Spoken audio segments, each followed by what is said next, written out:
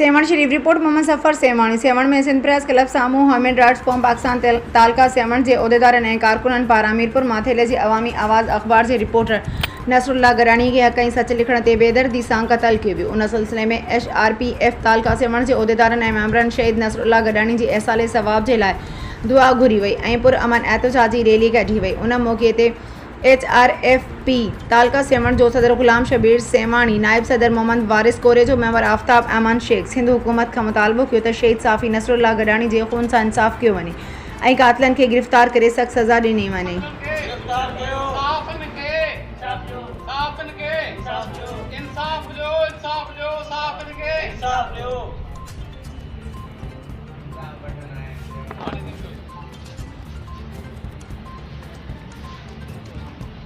साईं तव्हां शहीद नसरुल्लाह गडानी जी शहादत जे बारे में छा चवंदो? साईं बिस्मिल्लाह रहमान रहीम। मां एज़ प्रेसिडेंट तालका सेवन शरीफ ह्यूमन राइट्स इंसानी हुकूक तंज़ीम जो सदर, जीअं त असांजो सिंध जो बेपाक बेहतरीन हिकिड़ो सहाफ़ी नसरुल्लाह गडानी जंहिंखे टियों चौथों ॾींहुं शहीद कयो वियो आहे, ज़ख़्मी कयो वियो, उनखे पोइ उन खां पोइ शहीद थी वियो।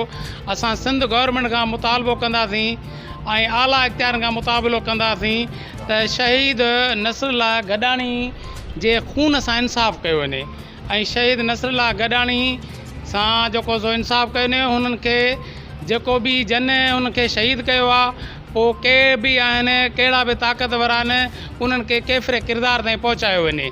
असां इंसानी हक़नि जे तंज़ीम जे तरफ़ां अॼु असां एहतजाज कयो आहे। महबूब अली चांग साहब असांजो चेयरमैन साहब आहे, उन जे हुकुम मुताबिक़ forum of Pakistan J platform तां असां शहीद नसरुल्लाह गडानी जे खे ख़राज तहसीन पेश कंदासीं। जो सलाम आहे उन सहाफ़ी के जेको सच जी आवाज़ के बुलंद करे शहीद थियो ऐं उनजे कातिलनि खे जल्दी गिरफ़्तार कियो वञे। असांजो इहो ई मुतालबो आहे त इंसानी हक़नि जे हिसाब सां त जेको आहे शहीद खे तमामु बेदर्दी सां क़त्ल कयो आहे, उन्हनि जा कातिल केतिरो बि बाअसर हुजनि, उन्हनि खे गिरफ़्तार कयो वञे, उन्हनि खे कैफ़े किरदार ते पहुचायो वञे।